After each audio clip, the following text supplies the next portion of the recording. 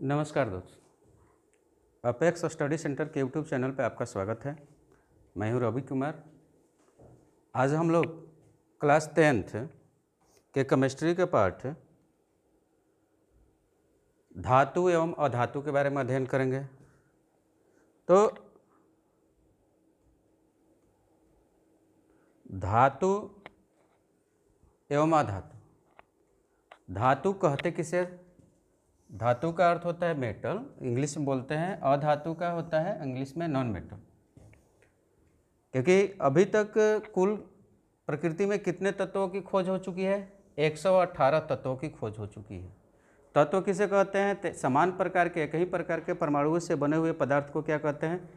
तत्व कहते हैं। ये शुद्ध पदार्थ होते हैं। अब 118 तत्वों को धातु अधातु के रूप में वर्गीकृत किया गया है और उसमें से कुछ उपधातु है। तो मुख्यतः हम लोग को पढ़ना है धातु एवं अधातु। तो धातु के परिभाषा में साधारणतः कई बार लोग बोल देते हैं कि वैसे तत्व जिसमें चमक होती है, जो विद्युत धारा के सुचालक होते हैं उसमें के सुचालक होते हैं, जिससे ध्वनि उत्पन्न होती है। तो ये धातु के भौतिक गुण हैं। इसे हम धातु की परिभाषित नहीं कर सकते हैं और अधातु के परिभाषित नहीं, क्योंकि परिभाषा का मतलब होता है बहुत छोटा सा सेंटेंस जिसमें जो है उस पूरे समुदाय का बोध हो जाए। तो उस तरह से हम लोग जो है धातु और अधातु के परिभाषित करेंगे। तो धातु उसको कहते हैं जो विद्युत धनात्मक तत्व होते हैं। विद्युत धनात्मक तत्व को क्या कहते हैं? धातु कहते हैं। विद्युत धनात्मक क्या? तो जैसे मान लेते हैं सोडियम है, तो सोडियम धातु है। कैसे है? तो विद्युत धनात्मक है। क्यों? तो सोडियम की परमाणु संख्या कितनी होती है? 11। इलेक्ट्रॉनिक विन्यास क्या होगा? 2, 8, 1। बाह्यतम कक्षा में कितने इलेक्ट्रॉन है? संयोजी इलेक्ट्रॉन 1 इलेक्ट्रॉन है। ये बाह्यतम कक्षा वाले इलेक्ट्रॉन को संयोजी इलेक्ट्रॉन कहते हैं। अब कोई भी तत्व प्रकृति में अस्थायी होने के लिए अष्टक पूरा करता है। तो सोडियम अष्टक पूरा करने के लिए क्या करेगा? या तो 7 इलेक्ट्रॉनों को लेकर बाहर में 8 करेगा, या नहीं तो 1 इलेक्ट्रॉन का त्याग कर देगा। तो 1 इलेक्ट्रॉन का त्याग करना इसके लिए आसान है। तो 1 इलेक्ट्रॉन का जब त्याग कर देगा तो इसके पास हो जाएंगे कितने इलेक्ट्रॉन? 2, 8 मतलब 10 इलेक्ट्रॉन। तो अब 1 इलेक्ट्रॉन का जब ये त्याग करेगा तो ये सोडियम क्या हो जाएगा? धन आयन बन जाएगा। तो धन आयन जो निर्माण करते हैं वही धातु कहलाते हैं।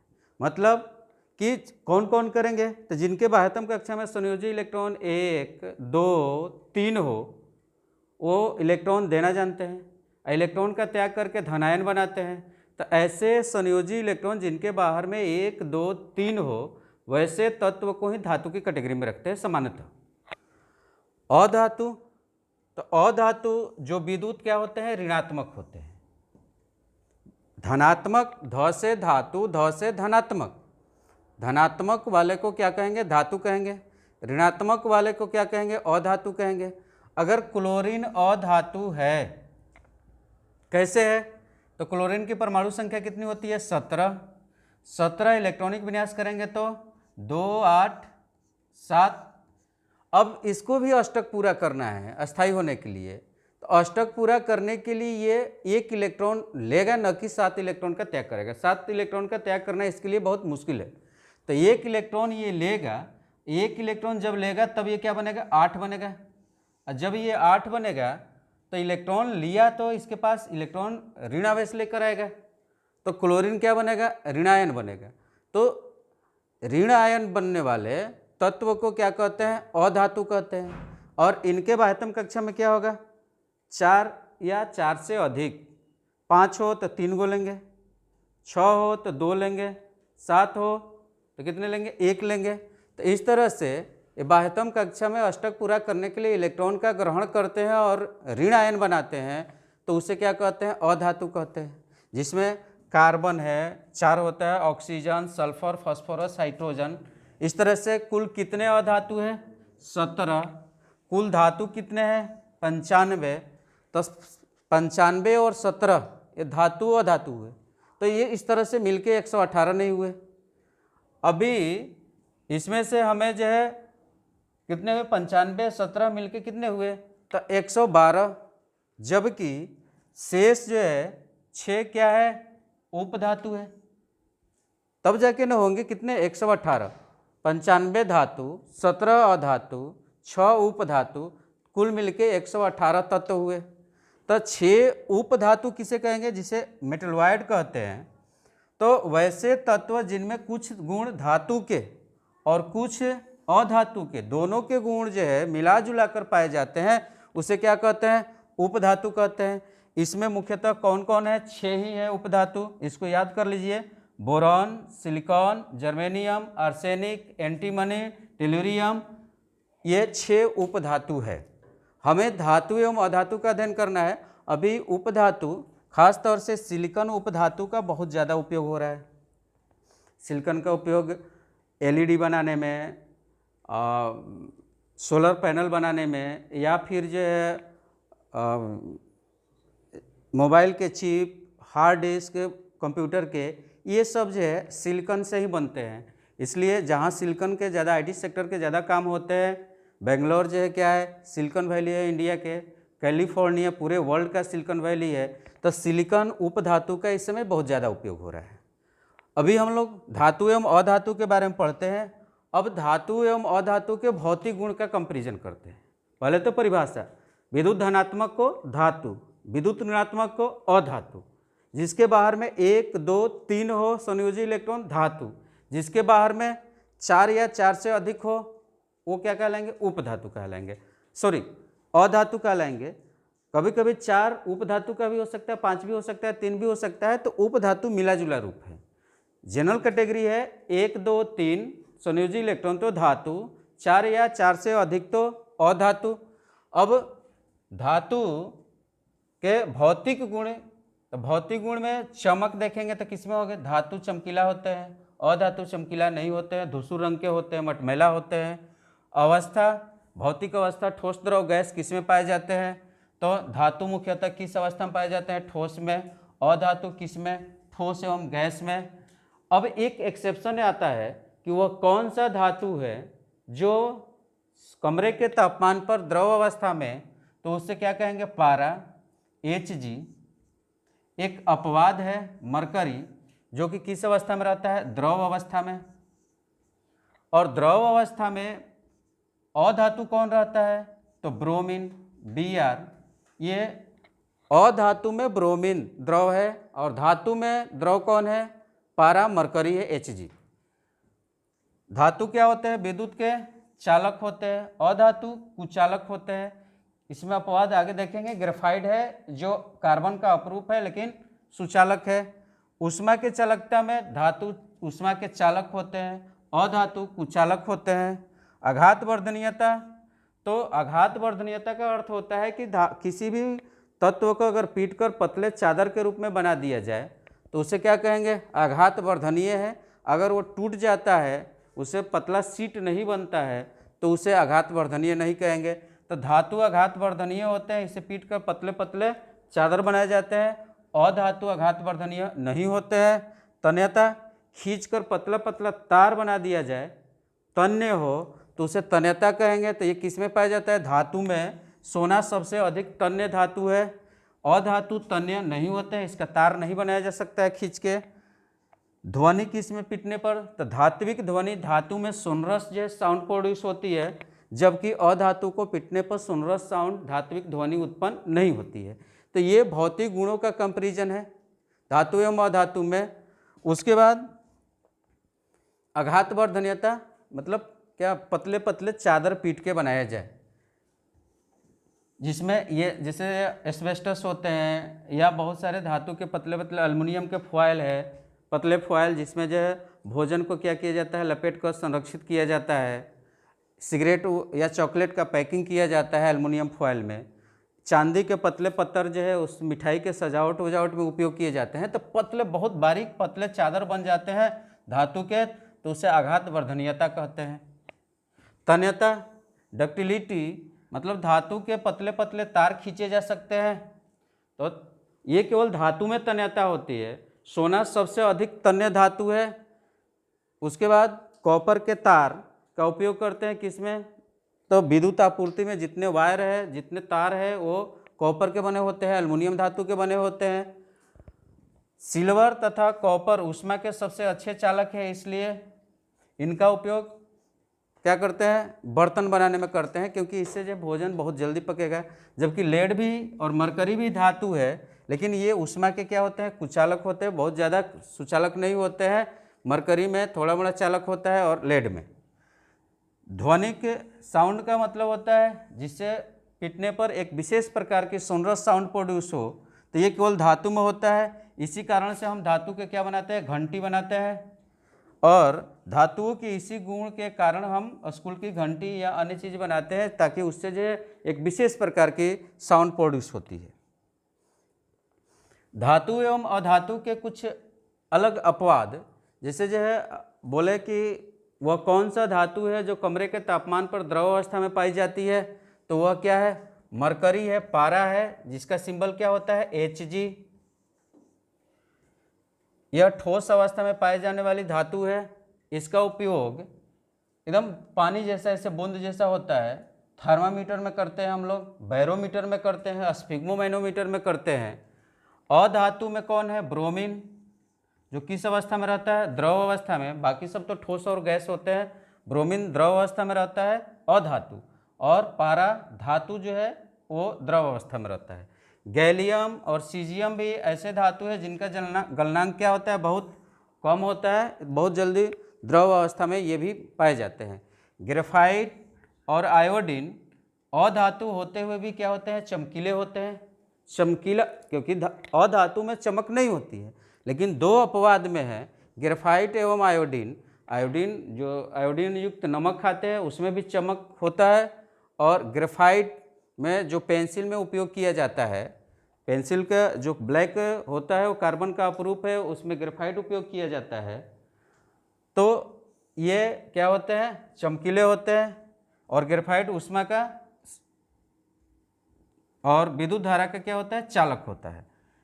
लिथियम, सोडियम एवं पोटेशियम तीन ऐसे धातु है, धातु हालांकि कठोर होते हैं, जैसे लोहा है या कॉपर है, जितने भी धातु है, एल्युमिनियम है, सब कठोर होते हैं, ठोस होते हैं। लेकिन सोडियम, पोटेशियम एवं लिथियम ऐसे धातु है जिन्हें हम क्या कर सकते हैं, चाकू से काट सकते हैं, बहुत ही मुलायम धातु है। कौन कौन, लिथियम, सोडियम एवं पोटेशियम।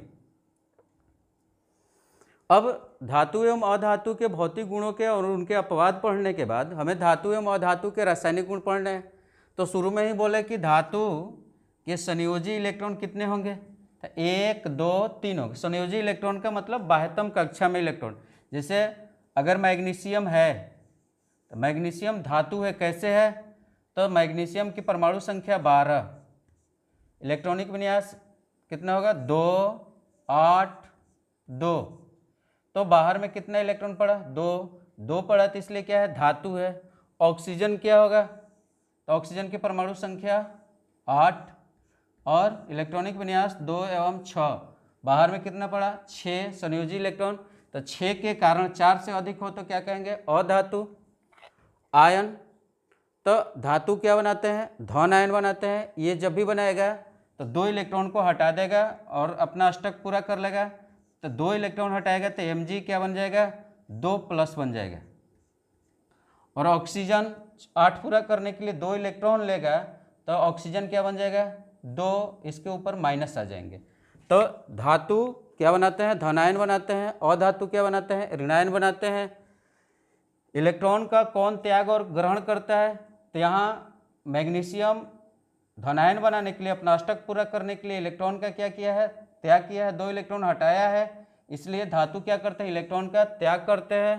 अधातु क्या करते हैं, इलेक्ट्रॉन का ग्रहण करते हैं। 2 इलेक्ट्रॉन ऑक्सीजन लिया है तो अधातु इलेक्ट्रॉन का ग्रहण करते हैं। ऑक्साइड की प्रकृति मतलब MgO मैग्नीशियम ऑक्साइड किस प्रकृति का होगा, तो धातु के ऑक्साइड क्षारीय होते हैं। अधातु के ऑक्साइड क्या होते हैं, अम्लीय होते हैं। जैसे जो सल्फर है और ऑक्साइड बना है SO2, तो SO2 अम्लीय है क्योंकि पानी में डालेंगे तो H2SO4 बन जाएगा। तो ये अधातु के ऑक्साइड क्या होते हैं, अम्लीय होते हैं। के धातु के ऑक्साइड क्या होते हैं, क्षारीय होते हैं, धा छा अ। तो ऑक्साइड की प्रकृति, धातु के ऑक्साइड क्या होते हैं, क्षारीय, अधातु के ऑक्साइड क्या होते हैं, अम्लीय। उसके बाद प्रकृति, तो प्रकृति में ये देखा जाता है कि धातु क्या होते हैं, अवकारक होते हैं। क्यों अवकारक होते हैं, क्योंकि ये इलेक्ट्रॉन का त्याग करते हैं। इलेक्ट्रॉन का त्याग करके दूसरे का क्या कर देंगे, तो दूसरे का अवकरण कर देंगे और अपने ऑक्सीकरण करते हैं। जबकि अधातु इलेक्ट्रॉन ग्रहण करते हैं, तो इलेक्ट्रॉन ग्रहण करते हैं तो दूसरे का क्या कर लेंगे, ऑक्सीकरण कर देंगे। तो इसलिए ये क्या होते हैं, ऑक्सीकारक होते हैं। जल के साथ धातु क्रिया करते हैं। जनरली धातु जल के साथ क्रिया करते हैं, कोई ठंडे जल से, कोई गर्म जल से, कोई वाष्प से करता है। कुछ जो है धातु गर्म या ठंडा किसी से भी अभिक्रिया नहीं करते, लेकिन समानतः जब अभिक्रिया करते हैं तो कौन सा गैस उत्पन्न करते हैं, तो हाइड्रोजन गैस उत्पन्न करते हैं। जबकि अधातु जल से क्रिया नहीं करते हैं। अम्ल के साथ अभिक्रिया में देखा जाए तो धातु अम्ल से भी अभिक्रिया करके, जो हाइड्रोजन से अधिक क्रियाशील है वो धातु अम्ल से अभिक्रिया करके क्या देंगे, तो हाइड्रोजन गैस देंगे। जैसे मान लेते हैं HCl अम्ल है और अभिक्रिया करा रहे हैं सोडियम के साथ, तो क्या बनेगा, NaCl। अब प्लस में कौन सा गैस, हाइड्रोजन गैस। इसको बैलेंस कर लेंगे इक्वेशन के। तो अम्ल के साथ धातु, सोडियम धातु है, HCl अम्ल है, अभिक्रिया करके हाइड्रोजन गैस देता है। जबकि अधातु अम्ल के साथ अभिक्रिया नहीं करते हैं। उसके बाद क्लोरीन के साथ क्लोरीन के साथ धातु कैसा बंधन बनाते हैं, तो आयनिक बंधन। और अधातु कैसा बंधन, तो सहसंयोजी। आयनिक और सहसंयोजिक बंधन का इसी चैप्टर में आगे हम लोग पढ़ेंगे, क्योंकि यहाँ इलेक्ट्रॉन का लेन देन होता है, वहाँ इलेक्ट्रॉन की साझेदारी होगी। क्योंकि क्लोरीन भी क्या है, एक अधातु है। तो अधातु और अधातु मिलेंगे तो सहसंयोजी, और क्लोरीन अधातु और ये धातु मिलेगा तो धातु एवं अधातु आयनिक जो है यौगिक का निर्माण करते हैं। तो ये रासायनिक गुण है। तो अभी पढ़े धातु अम्ल के साथ अभिक्रिया करके लवण और कौन सा गैस, हाइड्रोजन गैस बनाते हैं। जैसे H2SO4 सल्फ्यूरिक अम्ल है, इसमें जिंक धातु डालते हैं तो ZnSO4 लवण बनेगा और हाइड्रोजन गैस इससे मुक्त होगा। उसके बाद कुछ अभिक्रिया है से यहाँ धातु का लवण CuSO4 है, कॉपर सल्फेट, इसमें जिंक डालेंगे तो ये अभिक्रिया संपन्न होगा और ZnSO4 बनेगा और कॉपर हट जाएगा। तो यहाँ पर जो है जिंक ने कॉपर को क्या किया, विस्थापित किया। जो रासायनिक अभिक्रिया में हम लोग पढ़ चुके हैं कि अधिक क्रियाशील धातु कम क्रियाशील धातु को विस्थापित करके और स्वयं जो है उस मूलक से जुड़ जाता है। तो SO4 से पहले कॉपर जुटा है, अब जो है उसके जगह पर जिंक जुट गया और कॉपर को विस्थापित कर दिया। तो ये क्रियाशीलता पर निर्भर करता है, क्योंकि कॉपर नीचे है और जिंक कहाँ है, ऊपर है। तो ऊपर वाले नीचे वाले को क्या कर देते हैं, विस्थापित कर देते हैं, जबकि नीचे वाले ऊपर वाले को विस्थापित नहीं करेंगे। अगर ZnSO4 में अगर कॉपर डालेंगे तो ये अभिक्रिया संपन्न नहीं होगी, क्योंकि कॉपर नीचे है और जिंक ऊपर है। तो ये क्रियाशीलता श्रेणी है। इस क्रियाशीलता श्रेणी के आधार पर ही हम क्या एकल विस्थापन अभिक्रिया समझ सकते हैं। जो ऊपर के धातु है वो नीचे को विस्थापित कर देंगे उसके लवण में से, लेकिन नीचे वाले धातु ऊपर वाले को विस्थापित नहीं करते हैं। अब इस क्रियाशीलता श्रेणी में जैसे potassium, sodium, calcium, magnesium, aluminium, zinc, iron, lead, hydrogen, copper, mercury, चांदी एवं सोना। सबसे कम क्रियाशील कौन है, तो सोना है। अधिक क्रियाशील कौन है, तो पोटेशियम है। अब बीच वाले ये जो है एल्युमिनियम से इधर, ये अधिक क्रियाशील धातु है। तो इनको प्राप्त करने के लिए हम केवल वैद्युत अपघटन करते हैं एक्सट्रैक्शन में। जब इनके जो है अयस्क से प्राप्त करना है तो केवल वैद्युत अपघटन करेंगे। इसमें हमको अपचयन करना पड़ता है कार्बन के द्वारा। मध्यम क्रियाशील ये है और ये सबसे कम क्रियाशील है। तो प्रकृति में ऐसे ही उपस्थित होते हैं, मुक्त अवस्था में होते हैं, इनको ज़्यादा शुद्ध करने की ज़रूरत नहीं होती है। तो धातुओं का निष्कर्षण में इस तरह के 3 कैटेगरी बनती है, अधिक क्रियाशील, मध्यम क्रियाशील और निम्न क्रियाशील। तो निम्न क्रियाशील का अगर स्वतंत्र अवस्था में है तो बहुत अच्छा, स्वतंत्र नहीं है, अगर किसी से जुड़ा भी है HGO तो इसको गर्म कर देंगे तो ये सीधा अवकरण हो जाता है। गर्म करने से ही अवकरण होता है, जबकि इसमें कार्बन द्वारा अवकरण करना पड़ता है और इसमें वैद्युत अपघटन करना पड़ता है, तब जाकर हमें वो धातु प्राप्त होता है। अब धातु एवं अधातुओं के बीच अभिक्रिया जो होती है उसे उनके बीच क्या बनते हैं, यौगिक बनते हैं। तो धातु एवं अधातु जब अभिक्रिया करते हैं तो आयनिक यौगिक बनाते हैं। क्यों? क्योंकि धातु क्या करता है, इलेक्ट्रॉन देता है और अधातु क्या करता है, इलेक्ट्रॉन लेता है। तो धातु क्या बनता है, प्लस आयन, और अधातु क्या बनता है, माइनस आयन। तो ये दोनों आयन बन जाते हैं, उसके चलते आयनिक यौगिक का निर्माण होता है। क्योंकि धातु अष्टक पूरा करने के लिए इलेक्ट्रॉन का त्याग करते हैं और धन आयन का निर्माण करते हैं। अधातु इलेक्ट्रॉन को ग्रहण करके ऋणायन बनाते हैं। तो इस तरह से आयनिक यौगिक का निर्माण होता है। अब जैसे समझते हैं NaCl, तो Na के बाहर में एक इलेक्ट्रॉन है, क्योंकि इसके इलेक्ट्रॉनिक विन्यास क्या है, 2 8 1 है। वहीं क्लोरीन के बाहर में कितने हैं, 7 है, क्योंकि इलेक्ट्रॉनिक विन्यास क्या है, 2 8 7 है। अब सोडियम ने एक इस इलेक्ट्रॉन को क्या किया, दे दिया। तो सोडियम ने एक इलेक्ट्रॉन दे दिया क्लोरीन को, तो सोडियम क्या बन गया, Na+ बन गया, यहाँ परमाणु से धन आयन बन गया, और क्लोरीन इलेक्ट्रॉन को लिया तो माइनस आयन बन गया।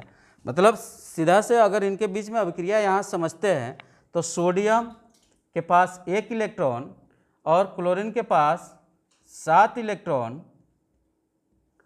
और ये इसको इलेक्ट्रॉन दे दिया तो यहाँ पर हो गए 8 इलेक्ट्रॉन, और इसके भी अंदर में 8 इलेक्ट्रॉन, ये एक दे दिया तो ये वाला 8 बच गया इसके पास, और उसके पास भी 7 था तो एक ले लिया तो 8 हो गया।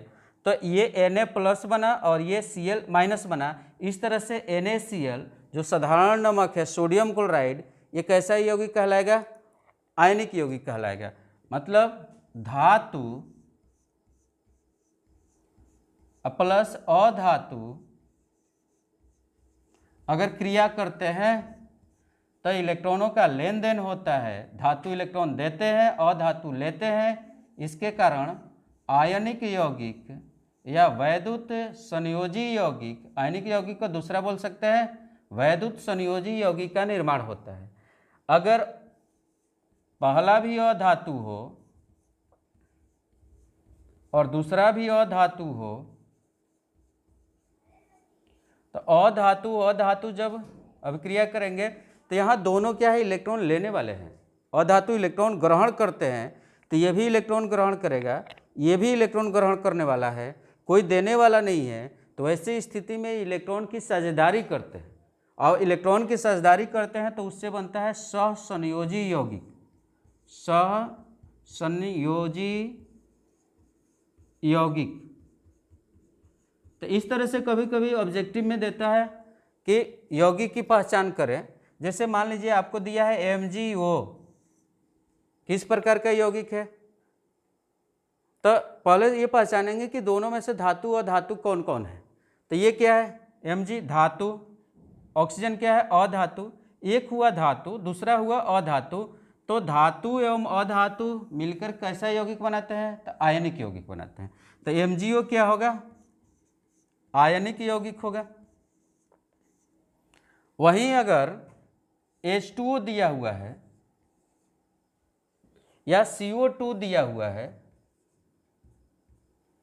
या फिर दिया हुआ SO2 दिया हुआ है या CH4 दिया हुआ है, तो इस तरह के यौगिक क्या कहलाएंगे, सहसंयोजी कहलाएंगे। क्यों? एक तो कार्बन के सीधा समझिए कि यौगिक सहसंयोजी होंगे, कभी वो आयनिक नहीं बनाता है। दूसरा क्या है कि हाइड्रोजन क्या है, अधातु, ऑक्सीजन क्या है, अधातु। अधातु में अधातु मिलके सहसंयोजी, कार्बन ऑक्सीजन अधातु, दोनों अधातु तो सहसंयोजी। सल्फर अधातु, ऑक्सीजन अधातु तो सहसंयोजी। कार्बन हाइड्रोजन अधातु, दोनों तो सहसंयोजी। अगर CaO है तो क्या कहेंगे, आयनिक, क्योंकि कैल्शियम धातु है। CaCl2 है तो क्या कहेंगे, आयनिक, क्योंकि धातु अधातु। तो इस तरह से आयनिक और सहसंयोजी यौगिक की पहचान करने आना चाहिए। धातु अधातु मिलेंगे तो आयनिक, और अधातु अधातु मिलेंगे तो सहसंयोजी यौगिक का निर्माण होता है। इनमें क्या होता है, इलेक्ट्रॉनों की साझेदारी होती है। यहाँ कोई इलेक्ट्रॉन देने वाला नहीं है, दोनों अधातु इलेक्ट्रॉन को ग्रहण करने वाले हैं, ऋणायन बनाने वाले हैं, कोई देने वाला नहीं है। तो ऐसी स्थिति में ये अष्टक पूरा करने के लिए, अस्थायी होने के लिए ये अपने अंदर इलेक्ट्रॉनों की साझेदारी करते हैं। तो इलेक्ट्रॉन की साझेदारी करने के लिए जैसे मान लीजिए कि यहाँ पर हाइड्रोजन है, हाइड्रोजन के पास कितना इलेक्ट्रॉन है, एक इलेक्ट्रॉन है। अब दो हाइड्रोजन के परमाणु आ गए, तो दो हाइड्रोजन के, तो एक हाइड्रोजन के पास एक ये इलेक्ट्रॉन है, दूसरे हाइड्रोजन के पास ये इलेक्ट्रॉन है, दोनों आपस में मिलकर साझेदारी किए, तो दोनों हाइड्रोजन का एक एक इलेक्ट्रॉन आ गया बीच में बैंड पट्टी, जहाँ बॉन्ड बन रहा है उस बैंड में आ गया जहाँ बॉन्ड का बंधन का निर्माण हो रहा है, और इस बंधन को कहेंगे सहसंयोजी बंधन। यहाँ पर इनमें कितने इलेक्ट्रॉनों का साझेदारी हुआ है, तो एक एक इलेक्ट्रॉन का। तो इसलिए हाइड्रोजन के बीच में कैसा बंधन बना, तो सिंगल बॉन्ड, एकल बंधन का निर्माण हुआ। इसे क्या कहेंगे, एकल बंधन। एकल कैसा बंधन, तो सहसंयोजी बंधन, एकल सहसंयोजी। अब उसी तरह से ऑक्सीजन में देखते हैं, तो एक ऑक्सीजन का ये है परमाणु, दूसरा ऑक्सीजन का परमाणु ये है। ऑक्सीजन का मतलब परमाणु संख्या 8, इलेक्ट्रॉनिक विन्यास 2 एवं 6, तो 2 2 4 H 2 मिलके 6, इसके पास 6 इलेक्ट्रॉन है। इसके भी बाह्यतम कक्षा में 6 इलेक्ट्रॉन है, केवल बाहर वाले कक्षा का देखते हैं क्योंकि उसी को अष्टक पूरा करना है। अब दोनों मिलके यहाँ 2-2 इलेक्ट्रॉन का आपस में क्या किए, साझेदारी किए, 2-2 इलेक्ट्रॉन की साझेदारी किए, तो यहाँ पर बंधन दोनों के बीच में, ऑक्सीजन और ऑक्सीजन के बीच में 2 इलेक्ट्रॉन की साझेदारी हुई है, तो यहाँ डबल बॉन्ड कहलाएगा। इसलिए इसको क्या कहेंगे, द्विक सहसंयोजक बंधन। अब इससे क्या बनेगा, O2 का निर्माण होगा। 2 ऑक्सीजन परमाणु आपस में 2-2 इलेक्ट्रॉन की साझेदारी करके O2 अणु, ऑक्सीजन अणु का निर्माण करते हैं। यह अणु अस्थायी रूप से पाया जाता है, ऑक्सीजन अकेले परमाणु अस्थायी नहीं पाया जाएगा क्योंकि इसका अष्टक पूरा नहीं है, लेकिन साझेदारी करके अष्टक पूरा कर लिए तो ये अणु O2 जो है क्या पाया जाएगा, स्वतंत्र रूप से प्रकृति में गैस के रूप में मिलता है। उसी तरह से नाइट्रोजन, तो नाइट्रोजन, एक नाइट्रोजन के पास कितने हैं, 5 इलेक्ट्रॉन है, ये 1 2 3 4 5, क्योंकि परमाणु संख्या कितना है 7, तो 7 का इलेक्ट्रॉनिक विन्यास करेंगे तो कितना होगा, 2 एवं 5।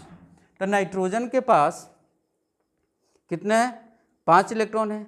इस नाइट्रोजन के पास भी 5 है, इसको डॉट से दिखाया गया है, इसको क्रॉस से दिखाया गया है, दोनों अलग अलग परमाणु है। अब यहाँ पर 5 है तो इसको 3 चाहिए, तो 3 के लिए आपस में कितने का साझेदारी करेगा, 3-3 का, और 3-3 का जब साझेदारी करेगा तो यहाँ पर ये आपस में 3 जो है इलेक्ट्रॉनों का साझेदारी किया है, तो इसको क्या बोलेंगे, त्रिक बंधन बोलेंगे।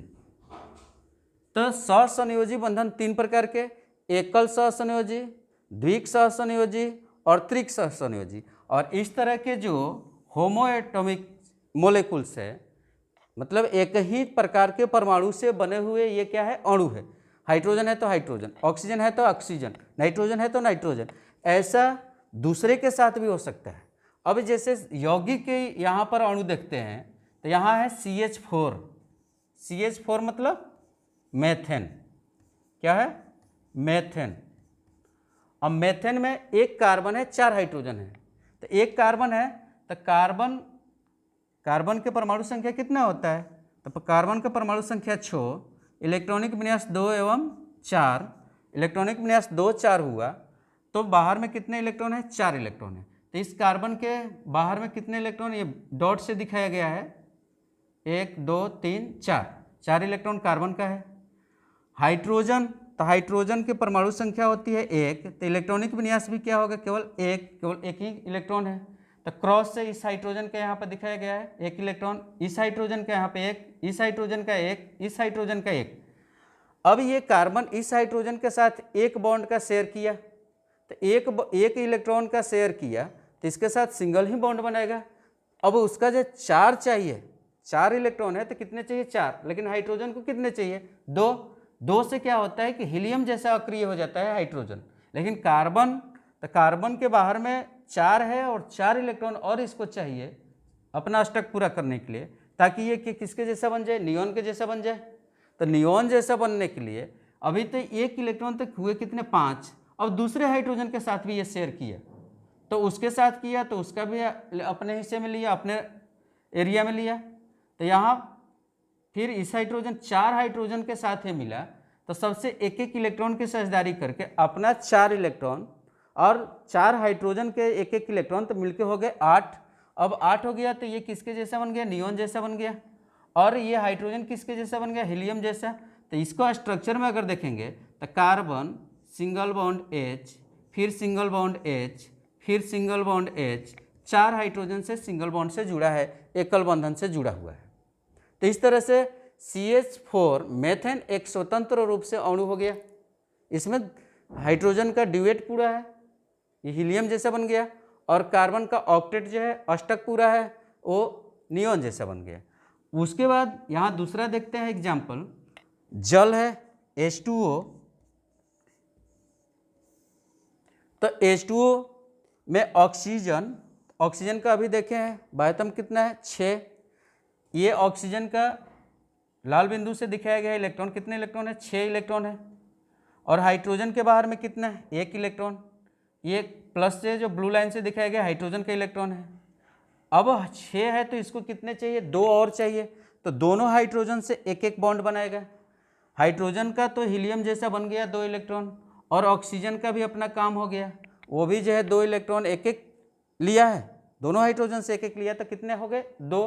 अब पहले से 6 थे तो कितने हो जाएंगे, 8। और नियॉन के जैसा वो भी अस्थायी हो गया। इसका मतलब ऑक्सीजन ऐसे है, हाइड्रोजन से एक सिंगल बॉन्ड बनाया और इधर भी सिंगल बॉन्ड बनाया, तो इसके 6 पहले से थे, एक एक मिल गए, 8 मिले, मतलब पूर्णतः ट्रांसफर नहीं हुआ, स्थानांतरण नहीं हुआ है, ये केवल साझेदारी हुआ है। बीच में दोनों के इलेक्ट्रॉन दोनों को काम कर रहा है। ये ऑक्सीजन का इलेक्ट्रॉन हाइड्रोजन के लिए भी काम कर रहा है, ऑक्सीजन के लिए भी काम कर रहा है, और ये हाइड्रोजन का ऑक्सीजन के लिए भी और हाइड्रोजन के लिए। तो यहाँ से ये दोनों की ओर है, ये दोनों, ये अपना पर्सनल है ऑक्सीजन का, ये शेयर में नहीं है। तो इस तरह से सहसंयोजी यौगिकों का निर्माण होता है इलेक्ट्रॉनों की साझेदारी से। किसके किसके बीच, तो अधातु और धातु के बीच। सहसंयोजी यौगिक में कौन सा बंधन होगा, तो सहसंयोजक बंधन होगा। सहसंयोजक बंधन कितने प्रकार के, तो 3 प्रकार के, एकल, द्विक एवं त्रिक। ऑक्सीजन में कैसा होगा, तो द्विक होगा। नाइट्रोजन के अणु में कैसा होगा, त्रिक होगा। हाइड्रोजन में कैसा होगा, तो एकल होगा। और CH4 में कुल कितने सिंगल बॉन्ड है, तो 1 2 3 4 सिंगल बॉन्ड है। H2O में कैसा बंधन है, तो 2 सिंगल बॉन्ड है, एकल बंधन है, एक यहाँ और एक यहाँ। इस तरह से अलग अलग बंधन से ये आपस में जुड़कर और अणु का निर्माण करते हैं। अब आयनिक यौगिक और सहसंयोजी यौगिक में क्या अंतर है, तो आयनिक यौगिक किससे बनता है, तो धातु प्लस अधातु। सहसंयोजी दोनों क्या होंगे, अधातु प्लस अधातु, ये ध्यान रखना है। संरचना में क्या होगा, तो आयनिक का निर्माण कैसे हुआ है, इलेक्ट्रॉन के स्थानांतरण से।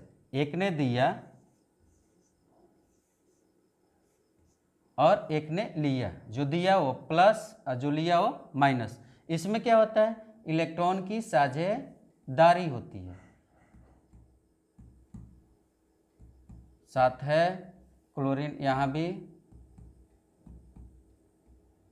साथ है।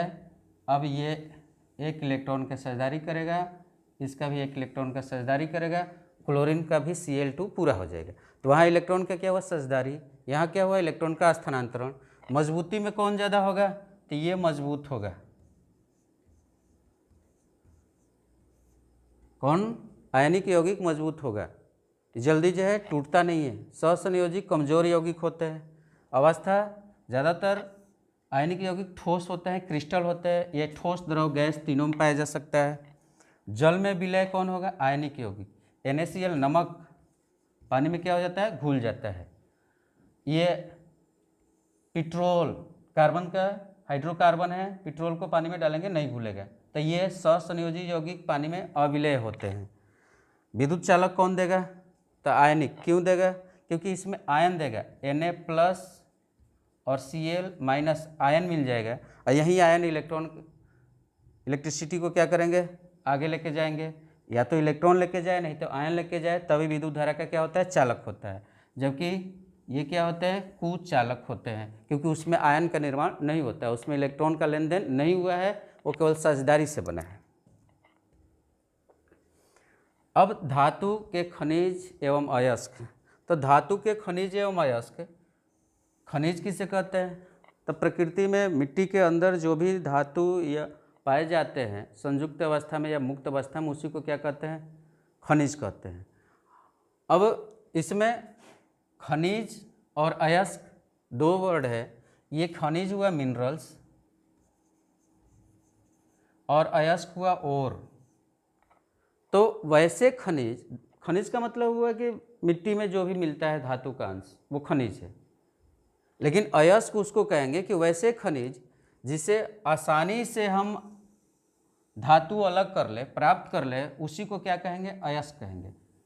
इसका अर्थ कि बहुत सारे खनिज है, लेकिन सभी खनिज अयस्क नहीं है। कुछ सिलेक्टेड ही खनिज क्या होते हैं? अयस्क होते हैं।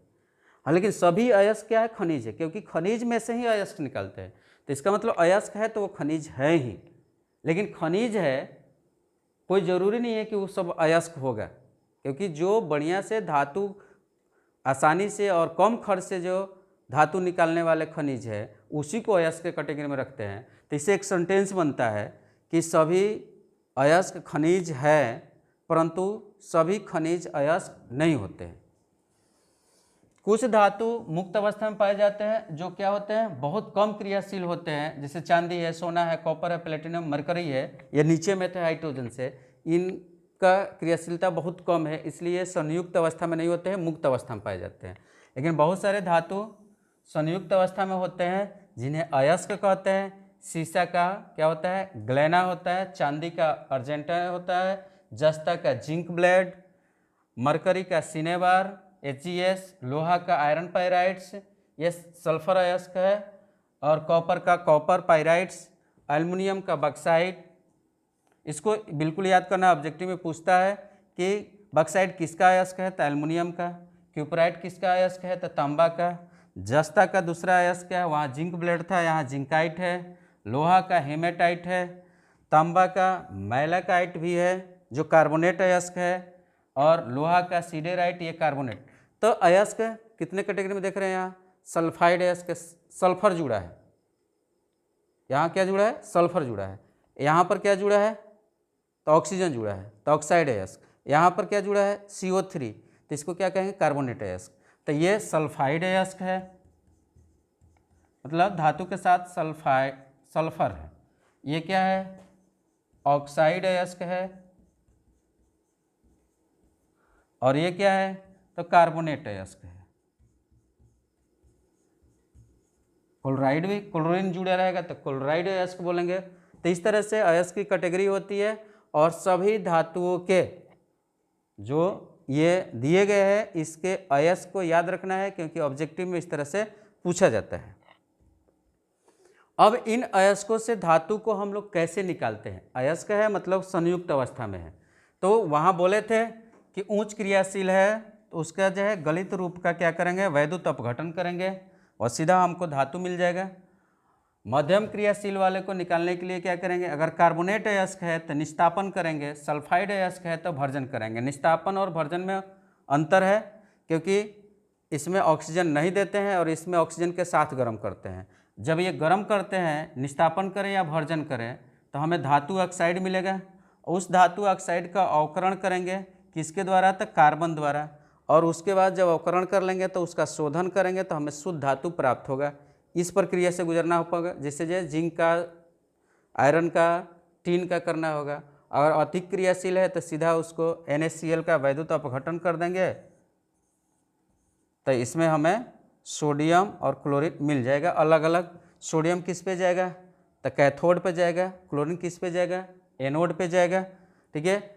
और निम्न क्रियाशील है जैसे चांदी है या मरकरी है, ये सल्फाइड अयस्क का भर्जन करेंगे, मतलब इसमें ऑक्सीजन डाल के गर्म करेंगे और वो हमको ऑक्साइड के रूप में मिलेगा, और उसको कार्बन के साथ अवकरण नहीं कराना है, केवल सीधा ऊष्मा से उसको गर्म कर देंगे, ऑक्सीजन अलग हो जाएगा और शोधन करके हम शुद्ध धातु प्राप्त कर सकते हैं। अब अयस्क का जब मिलता है तो उसमें मिट्टी होता है, ज़मीन से खुदाई करके निकालते हैं, मिट्टी कंकड़ पत्थर होता है, तो उसको जैसे ड्रेसिंग करना पड़ता है, साफ सफाई करना पड़ता है, तब जाके उसमें धातु की मात्रा बढ़ती है। इसका बोलते हैं अयस्क का सांद्रण। अयस्क का सांद्रीकरण करना मतलब अयस्क में धातु की मात्रा बढ़ाना, उसमें से कंकड़ पत्थर अवांछनीय चीज़ों को जो है अलग करना। तो उसके लिए कई प्रकार की विधियां हैं, हाथ से चुनकर जो है कर सकते हैं, या फिर उसका फ्लोटेशन विधि से कर सकते हैं, या फिर उसको ग्रेविटेशन पृथक्करण, गुरुत्वीय पृथक्करण कर सकते हैं। फ्लोटेशन में उसका करेंगे जो सल्फाइड अयस्क है और हल्के हैं उनको फ्लोटेशन करते हैं फैन प्लवन विधि से, उसके घोल को बारीक चूर्ण करके पानी में और तेल डाल के घोल देते हैं और उसमें हवा बहाते हैं, तालोड़ित होकर उसके जो अयस्क है वो हल्का है ऊपर आ जाता है फैन के रूप में और गंदगी नीचे बैठ जाता है।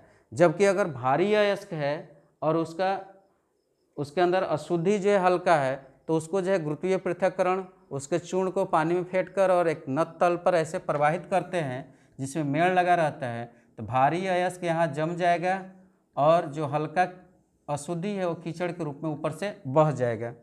या नहीं तो अगर अयस्क में अशुद्धि या धातु अगर चुंबकीय गुण रखता है तो वैसे को सांद्रीकरण करने के लिए मैग्नेटिक सेपरेशन हम करते हैं।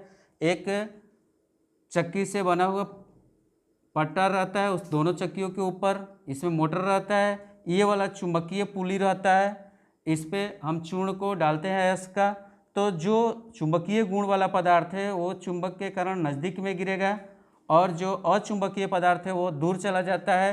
तो इस तरह से दोनों चुंबकीय और अचुंबकीय पदार्थ एक दूसरे से क्या हो जाते हैं, अलग हो जाते हैं, तो इससे हम सांद्रण कर लेते हैं।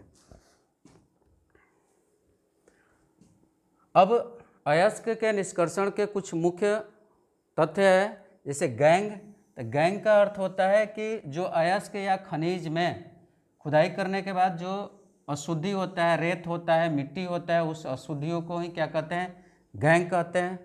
आया था भर्जन। तो भर्जन का अर्थ होता है किसका करेंगे, सल्फाइड अयस्क का करेंगे। भर्जन किसका करेंगे, सल्फाइड के लिए। सल्फाइड अयस्क को ऑक्सीजन वायु की उपस्थिति में, ठीक है, अधिक गर्म करने पर उसका ऑक्साइड प्राप्त कर लेते हैं। जैसे यहाँ पर जिंक का कर रहे हैं, सिनेबार का यहाँ पर कर रहे हैं, तो इससे ऑक्साइड मिल गया क्योंकि सल्फर ऑक्सीजन से अलग हो गया। तो यहाँ सल्फर जो है ऑक्सीजन के साथ जुड़ के अलग हो गया और Hg ऑक्सीजन के साथ HgO के रूप में मिल गया, ZnO मिल गया। तो सल्फाइड अयस्क का हम लोग ऑक्सीजन के साथ तेज़ी से गर्म करके भर्जन करते हैं। निस्तापन में हम लोग कार्बोनेट या ऑक्साइड का करते हैं, कार्बोनेट या ऑक्साइड का करते हैं, क्योंकि इसमें ऑक्सीजन पहले से है तो इसमें ऑक्सीजन देने की ज़रूरत नहीं है। बिना ऑक्सीजन के हम इसको तेज़ी से गर्म करते हैं तो हमें धातु का ऑक्साइड मिलता है। इसमें निस्तापन में ऑक्सीजन नहीं देना है, इसमें O2 नहीं देना है, इसमें ऑक्सीजन देना है। भर्जन में ऑक्सीजन के साथ गर्म करेंगे, निस्तापन में नि मतलब नहीं, तो बिना ऑक्सीजन के साथ गर्म करते हैं तो निस्तापन कहते हैं। अब जब ये ऑक्साइड मिल जाएंगे तो इसका क्या करेंगे, हम अपचयन करेंगे, अवकरण करेंगे।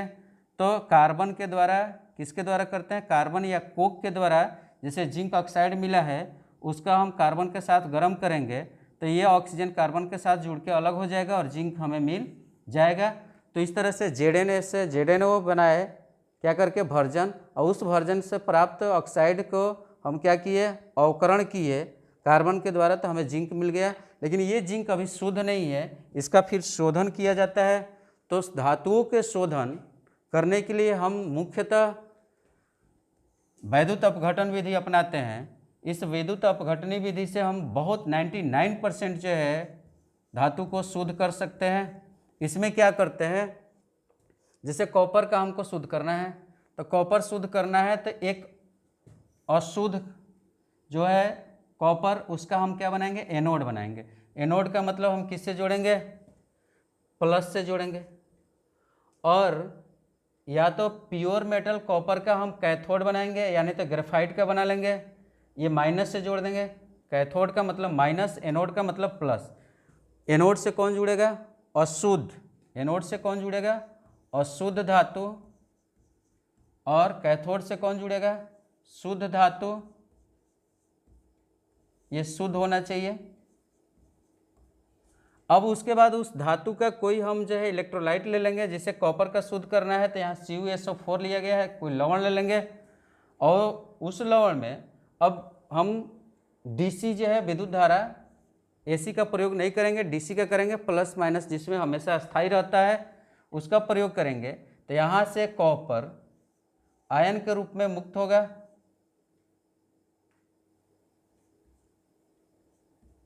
और यह फिर प्लस है तो माइनस की ओर जाके कैथोड पे जाकर जमा होने लगेगा।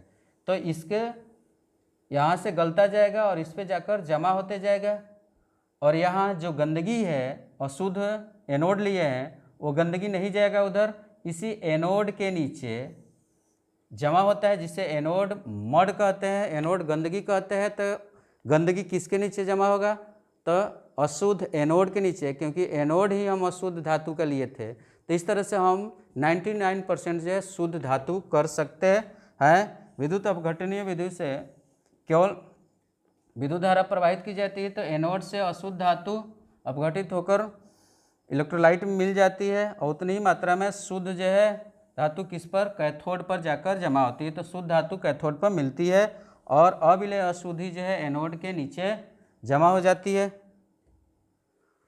धातुओं का संक्षारण, ये पहले पाठ में भी हल्का फुल्का पढ़े थे, जिसमें धातुओं का संक्षारण एक ऑक्सीकरण क्रिया है। तो धातुओं के संक्षारण मतलब धातु वायुमंडल के ऑक्सीजन, कार्बन डाइऑक्साइड, जल वाष्प से अभिक्रिया करके एक परत बना लेते हैं, और धीरे धीरे वो नष्ट होते हैं। जैसे लोहा में जंग लग जाता है, मूर्छा लग जाता है, तो उसी प्रक्रिया को क्या कहते हैं? संक्षारण कहते हैं। उससे धातु धीरे धीरे नष्ट होता है, मूर्छा लग के गलता जाता है, खत्म होता है। सिल्वर में भी लगता है। सिल्वर हवा से सल्फर से अभिक्रिया करता है और सिल्वर सल्फाइड बना लेता है, जो काले रंग का होता है। सिल्वर का जो है संक्षारण या सल्फाइड परत कैसे काला रंग का हो जाएगा, चांदी काली पड़ जाएगी बाहर से। कॉपर, तो कॉपर कार्बन डाइऑक्साइड के साथ अभिक्रिया करके कॉपर कार्बोनेट बना लेता है, जो कैसा हो जाता है? हरा रंग का तूतिया कॉपर के ऊपर जम जाता है।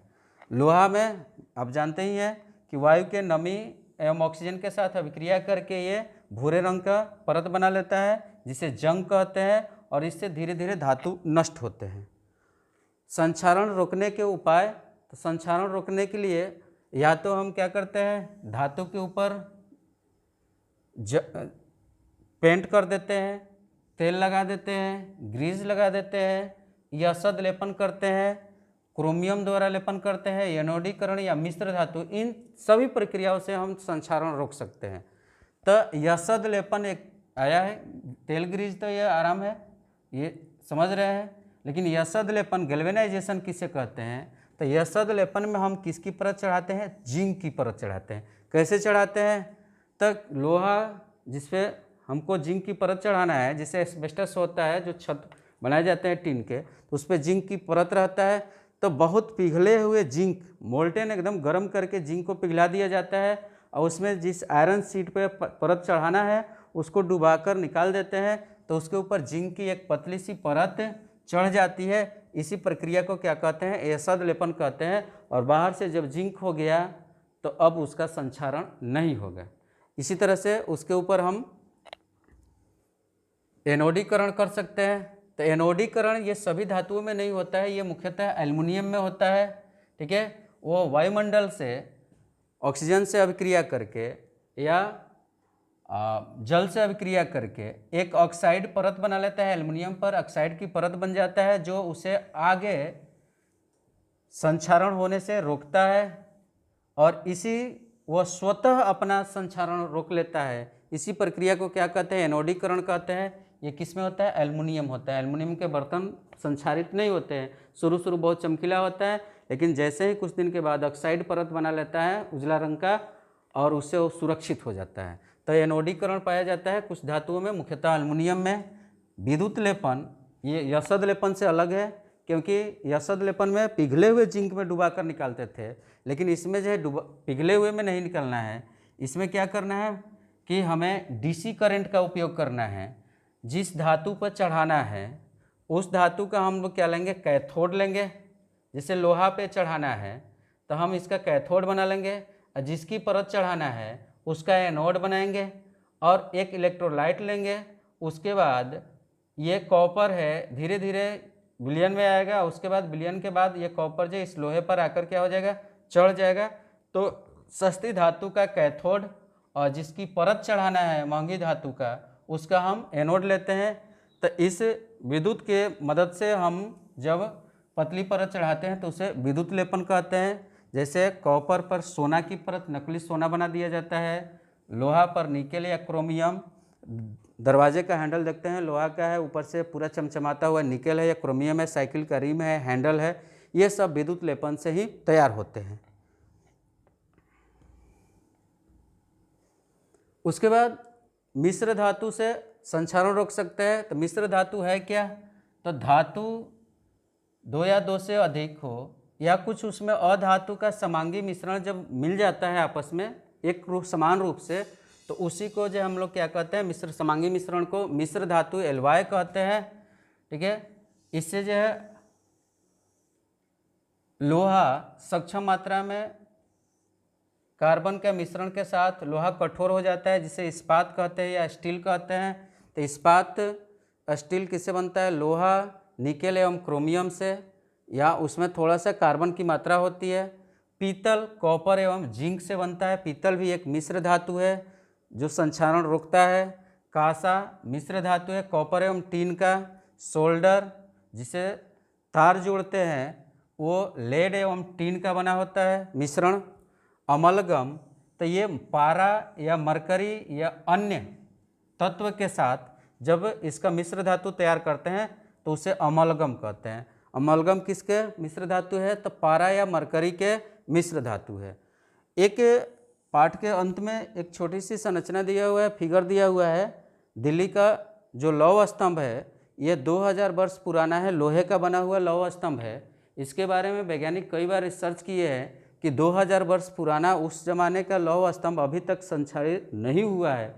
इसका मतलब कि उस जमाने में इंडियन भारतीय लोगों के पास संचारण रोकने के कोई ना कोई उपाय होंगे। उस समय तो विद्युत लेपन या यशद लेपन नहीं था, तो क्या प्रक्रिया लोग अपनाए होंगे कि ये लौह स्तंभ जो कुतुब मीनार के जस्ट बगल में है आगरा के, तो उस दिल्ली के लौह स्तंभ में क्या खासियत है, वैज्ञानिकों का रिसर्च का विषय है। इसके बारे में लोग कहते हैं कि इसके ऊपर पहले जो है संक्षारण रोधी जो है ऑक्साइड की परत चढ़ाया गया होगा और उसे गर्म करके एकाएक क्वेंजिंग करके ठंडा कर दिया गया होगा, जिसके चलते उसके ऊपर एक संक्षारण रोधी मोटी परत जम गई है और इसका संक्षारण नहीं हो रहा है। तो ये एक विषय है और इससे पता चलता है कि हम भारतीयों के पास पुराने समय में भी केमिस्ट्री या अन्य चीज़ों की बहुत अधिक जानकारी थी, अच्छी जानकारी थी, क्योंकि 2000 वर्ष पहले इस तरह के कार्य करना हमारे परंपरा या कहें कि हमारे सोसाइटी को एक विश्व में अच्छा स्थान दिलाता है कि भारतीय एक अच्छे जानकार थे। पुराने भारतीय भी लोहा का संक्षारण रोकना जानते थे। तो हमें उम्मीद है कि आपको ये वीडियो पसंद आया होगा। धातु और धातु के पूर्णतः इसमें सहसंयोजी यौगिक, आयनिक यौगिक, धातु का निष्कर्षण और किस तरह से होता है, तो ये सारी चीज़ हम लोग इसमें आज पढ़े। हमें उम्मीद है कि यह वीडियो देखकर आपको समझ में आया होगा। अगर कोई टॉपिक आपको न समझ में आए तो आप कमेंट बॉक्स में जाकर ज़रूर लिखें, उसका रिप्लाई ज़रूर हम करेंगे। और हमारे चैनल को सब्सक्राइब करें। Thank you.